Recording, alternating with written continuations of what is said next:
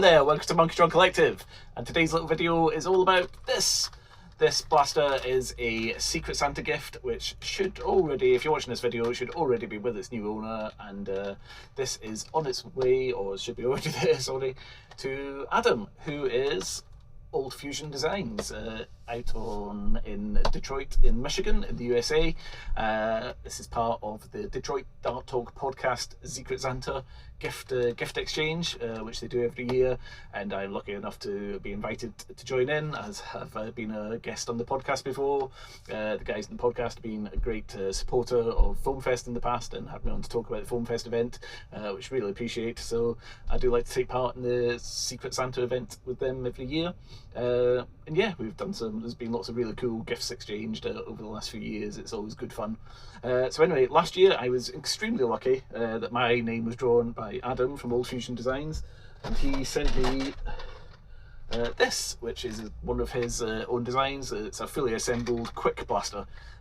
This came with different attachments, Pico Booper attachments and stuff as well. It was super cool, totally went above and beyond. It's such an amazing gift, and has actually really become an essential part of my loadout now. I've used this blaster loads of times, absolutely love it. One of my, yeah, I mean, it's just an amazing design. Adam designed the flight core system, which was, in my opinion, a kind of great leap forward in the hobby in the last few years, which has led to some amazing designs of blasters with the Quick and the different iterations of the Quick, and the Meowser, and some other stuff as well, Flyco, Vector and stuff, and some really cool stuff come out of that design. It's really kind of modular, and people can just build around it, and I'm sure there'll be even more cool stuff to come. But anyway, I was super lucky to receive one of these from Adam last year, and I absolutely love it. So when I was drawn with his name this year, I was actually really excited, and thought it'd be a good chance to try and return the favour and hopefully build him something cool that he'll like as well. I felt that Adam's gift to me last year represented everything he obviously likes about the hobby and is good at, with the kind of engineering and the design and the 3D printing.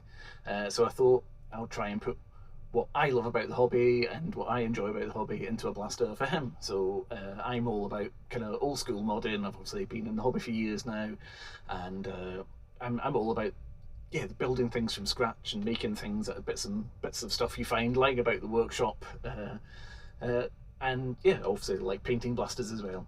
So I thought I'd kind of put all that together and try and put that into a blaster which I could give to Adam, and just kind of represent what I love about the hobby as well. So I came up with this. This is I decided to go for a kind of sniper pistol type idea. He did say in his information he mainly plays at kind of HVZ level, so sub 130 FPS, but he also likes a bit of plinking, office plinking and stuff. So I thought, in my opinion, there's not really a better blaster than the Quick for HVZ, so I wasn't going to try and redesign, reinvent the wheel in that sense. So I thought I'd try and just build him something a bit fun. But if hopefully be able to use that HVZ, I'll get to that when I talk about the FPS numbers for this in a bit. Yeah, so yeah, I kind of went for a kind of plinking, snipery pistol type thing. So I ended up using this. This shell was a Ultra 5 shell, if you recognise it. It's usually got big Ultra logos and Nerf logos on the side, which we've all taken off and filled in with plasticard. So yeah, lots of hand cut plasticard and epoxied in and resined in and sanded down. It's not completely perfect. You can still see where the plasticard shells are, but yeah, got a fairly decent finish on it. So yeah, everything in this blaster has kind of been done by hand. So obviously we've got plasticard things, we've got lots of epoxy resin, epoxy putties, hot glue. We even custom made a pusher breech for it, which was made from the body of a Sharpie pen, and then the seal going into an aluminium barrel here. So there's a pusher breech. We've gutted the blaster out, removed everything apart from the kind of trigger mech and the plunger tube, completely made a custom new breech. So it's a pusher breech that goes into an aluminium barrel at the front here, and we've popped a scar barrel on the front as well. That just derps the FPS down a little bit. These Ultra blasters are quite powerful out of the box. I mean, they shoot Ultra darts at nearly 100 FPS, so shooting short darts, they're quite spicy. They have nice big beefy springs in them and nice big plunger tubes, so they're quite good. They're quite good for converting to short darts. without having to swap springs out and redo anything. I tweaked the seals a little bit, and I've got a really good seal on the pusher breech as well. So it's done with kind of tapered electrical tape, and they've sealed that with some heat shrink as well. So it's got a nice tight seal going into the aluminium barrel. Yeah, we've got a worker mag adapter in there, which I've had to trim down to fit in. So there was lots of dremeling and cutting, and then that was hot glued into place. So I got it lined up, and then epoxy resined into place as well. We've got some epoxy putty and hot glue kind of lining the barrel up with the breech and the plunger tube as well. So yeah, it's everything old school. Everything old school mods has been chucked at this blaster. Just to, yeah, hopefully, yeah, just kind of express a bit of what I like about the hobby. Adam said he'd likes a light blue colour, so I went for a light blue on the handle. The paint job is supposed to, this is a colour shift. I don't know if you can pick it up on camera. So it goes from blue to purple. It's a colour shift paint. And when Adam sent me his blaster last year, he had these really cool holographic stickers with his logo on it. And this paint job's to try and kind of recreate the holographic sticker that he sent me. So we've got a nice colour shift from blue to purple. Looks much better in sunlight as well. And then I went with the light blue on the handle just because he says that's one of his colours that he likes. And I've put a little bit of the colour shift top coat over the top of that as well, just gives it a little bit of sparkle. Although the colour shift, you get a bit of purple and stuff going through it, but the main colour shift is on the main shell.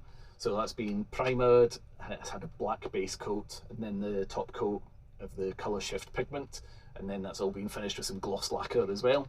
Got some, I printed off some of Adam's logos onto transparent sticker paper and put them on there, just so we could try and get a bit of the sparkle coming through on the stickers as well, just so it kind of looked a bit like the holographic stickers. But yeah, it looks quite good. I have been calling this blaster the Coil Core in honour of Adam's Flycore blasters. As I say, for FPS wise, these are quite spicy for short darts. So first testing without the SCAR barrel with Adventure Force Pro darts, it was getting about 160 FPS, and with worker darts about 140 FPS. I put the SCAR, this is just a plastic worker SCAR barrel on the front, and that's dropped the FPS down a fair bit. So with worker darts, it will now hit consistently under 130 FPS. So it could be used for HVZ, as long as you're picky with the darts and make sure you're using kind of worker darts for that, or possibly kind of used darts. But with kind of nice fresh pro darts, it was even with the SCAR barrel, was hitting about 140 FPS.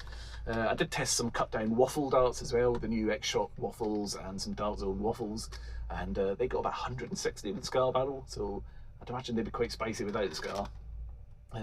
So yeah, without the SCAR barrel, with pro darts, it was hitting about 160 and about 140 with workers.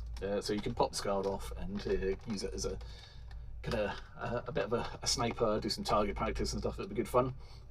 With the SCAR barrel though as well, it is super accurate. I was consistently hitting a kind of human shaped target at about 40 feet with the SCAR barrel on, very consistent.